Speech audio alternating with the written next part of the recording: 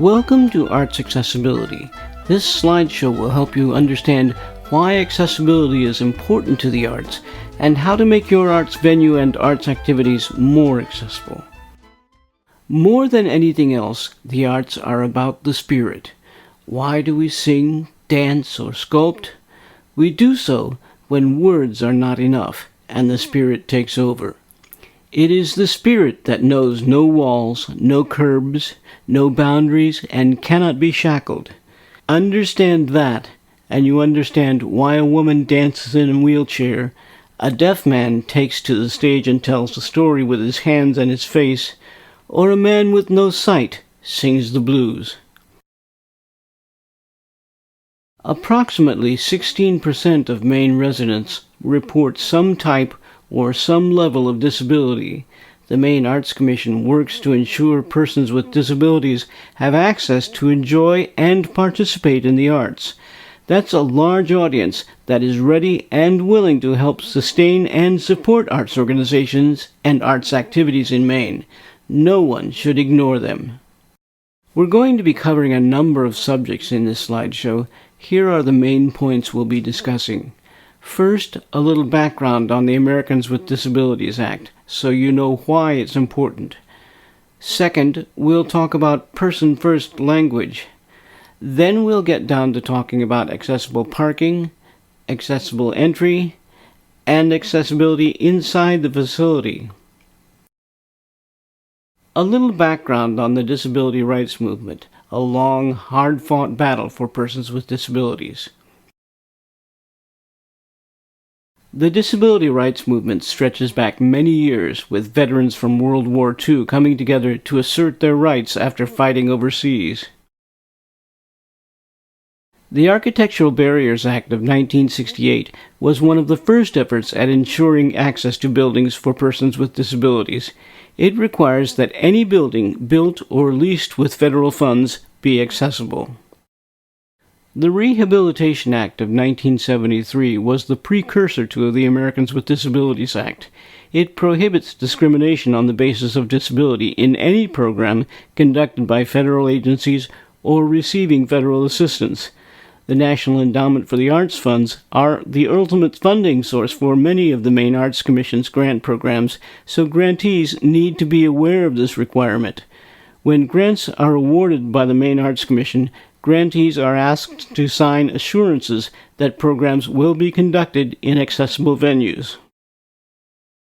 In the 1980s and 1990s, the ADAPT organization was formed to advocate for the rights of persons with disabilities, and the first item on its agenda was accessible public transportation. The organization began holding nonviolent protests demanding lifts on buses. In 1982, Congress passed the Telecommunications Act for the Disabled. The act required captions in video programming and hearing aid-compatible telephones. It also set up the voice relay system, which allows telephone conversations between deaf and hearing users. One of the most well-known campaigns for disability rights was the Deaf President Now protest at Gallaudet University in 1988. Until 1988, Gallaudet, which serves deaf students, had been led by a hearing president, and when the Gallaudet board chose Elizabeth Zinser, another hearing person, to lead the university, the students shut the campus down and demanded the appointment of a deaf president. By the end of the week, Dr. I. King Jordan was appointed Gallaudet's first deaf president. And as Congress debated the Americans with Disabilities Act, protesters occupied the Capitol Rotunda demanding passage. They succeeded in persuading Congress, and on July 26, 1990, President George H.W. Bush signed the Americans with Disabilities Act into law.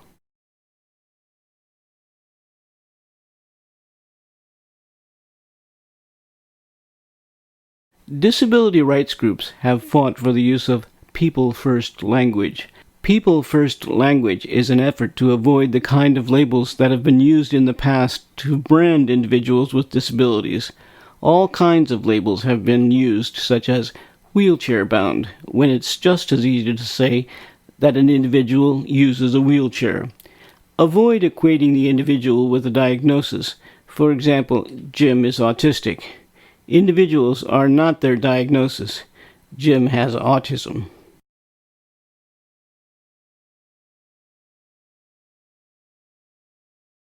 Here are some resources that will help you learn more about People First language.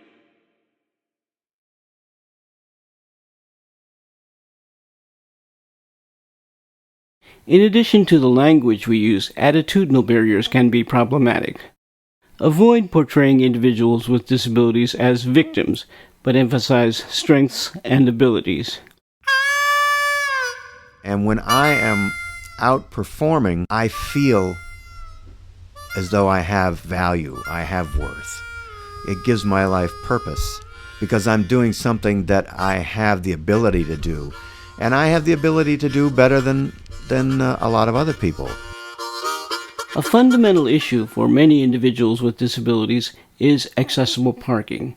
An accessible parking space needs to be on a flat, level surface with less than 2% slope. It needs to have 18 feet of space to accommodate a van and a lift, and it must be on an accessible route to the entrance of the building. The entrance must be free of any obstacles to wheelchairs, and if there are steps, a ramp or lift should be used.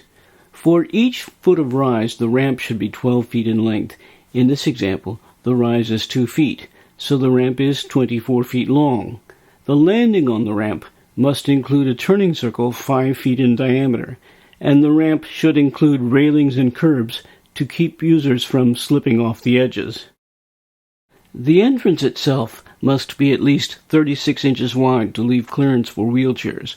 The doors should have lever handles to assist persons who do not have a tight grasp. Landings should have at least a 5-foot diameter turning circle, and look out for interior doors and vestibules that can trap wheelchairs. Sometimes this can be remedied by making a door swing the opposite direction.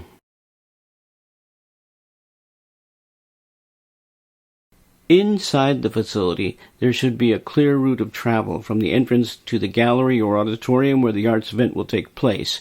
This means watching for things like abrupt changes in level, deep pile carpeting that will hinder the use of a wheelchair, or narrow passages that cannot accommodate a wheelchair. Avoid overhangs and projections from the walls that can be a hazard to persons with low vision or no sight. Doorways and passages should be at least 30 inches wide. In auditoriums, place wheelchair spaces in more than one section of the auditorium to give patrons with disabilities some choices of where they would like to sit. In restrooms, there should be a 5-foot turning circle to accommodate wheelchairs. Grab bars should be placed to allow individuals in wheelchairs to position themselves. There should be space for the knees under the sink. A cabinet under the sink will prevent a wheelchair user from reaching the handles for the water faucets. Those handles should be lever handles, and the towel dispenser or dryer should be mounted low enough to be used from a wheelchair. There are several ways to assist patrons with hearing loss or no hearing. Different solutions work for different groups. Patrons with little or no hearing will prefer the use of an interpreter using American Sign Language, or ASL. Some patrons with hearing loss or late deafened individuals do not acquire the language skills to use ASL and may prefer an FM or infrared system. These systems will require careful training of the staff to use properly. FM systems may use a loop or a small emitter that transmits the audio signal to headsets or telecoils used in hearing aids. CART stands for Computer Assisted Real Time. CART uses a transcriptionist and a transcription machine much like a court reporter uses. The speaker's words are then projected onto a screen where the audience can see it. CART systems are most useful for lectures or speakers. Some movie theaters are now using rear window captioning systems. Rear window captioning systems make use of captions fed into a light box on the back wall of the theater that are captured by a reflector at the patron's seat. Patrons with blindness or low vision will need braille signage to tell them the location of the auditorium or gallery, the restrooms, or elevators. They will also need large print programs or braille programs. Some movie theaters and performance spaces are now also using audio description for the blind. A person sits in a booth watching a performance and describes the performance into a microphone, which is then transmitted to headsets used by persons with low vision or no sight. Accessibility should also extend to your website. There are many accessibility issues related to web content, including the colors that are used. They should provide enough contrast and should not be the only method of conveying information. Be sure to use sans serif fonts, which are easier for people with low vision to read. Use alt tags, which are text descriptions of images that can be read by a screen reader for the blind, and any audio used on the site should be transcribed for the deaf and hard of hearing. Here is a website where you can get more detailed information about web accessibility.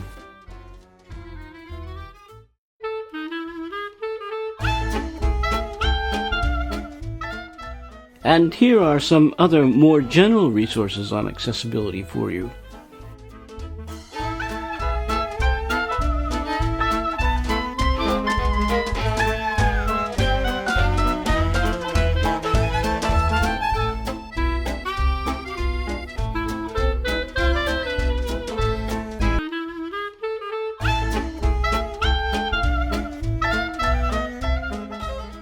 I hope this overview has been useful.